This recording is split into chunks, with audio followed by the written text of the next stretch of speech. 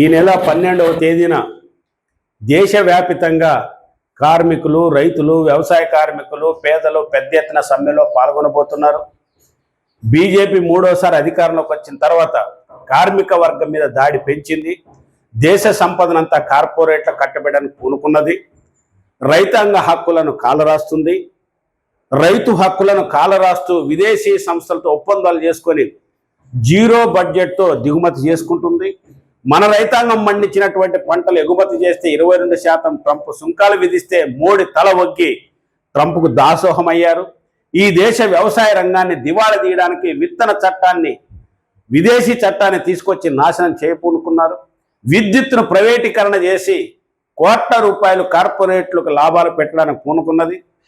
కోట్ల మంది కార్మిక వర్గం మీద దాడి చేయడానికి, శ్రమను దోసుకోవడానికి 4 లేబర్ కోడ్లు తెచ్చింది. ఈ దేశంలో వామపక్ష పార్టీల ఒత్తిడితో 20 కోట్ల మంది గ్రామీణ పేదలకు అన్నం పెట్టడానికి తెచ్చినటువంటి మహాత్మా గాంధీ గ్రామీణ ఉపాధి హామీ చట్టాన్ని బీజేపీ ప్రభుత్వం కాలరాసింది.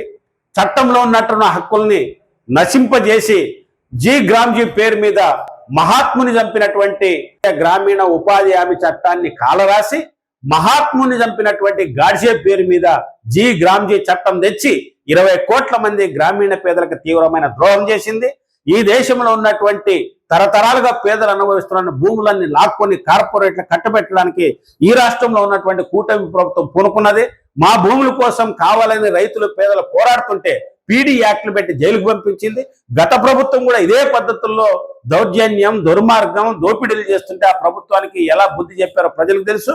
కాబట్టి కూటమి ప్రభుత్వం కూడా అదే బాటలో పయనిస్తుంది. ఈ రాష్ట్రంలో రైతులు, వ్యవసాయ కార్మికులు, కార్మిక హక్కులను పక్కదారి పట్టించి తమ రాజకీయ ప్రయోజనాల కోసం వివిధ రూపాల్లో ప్రజల్ని పక్కదారి పట్టించడానికి పూనుకుంటుంది.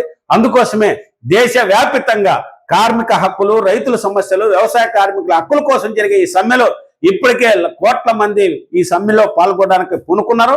అందుకోసమే రేపు 12వ తేదీన ఆంధ్ర రాష్ట్రంలో అన్ని జిల్లా, మండల, గ్రామ కేంద్రాలలో లక్షలాది మంది గ్రామీణ పేదలు, రైతులు, కార్మికులు పాల్గొని కేంద్ర రాష్ట్ర ప్రభుత్వ విధానాలను తిప్పికొట్టడానికి ముందుకు రావాలని కోరుతూ అందరికీ ధన్యవాదాలు.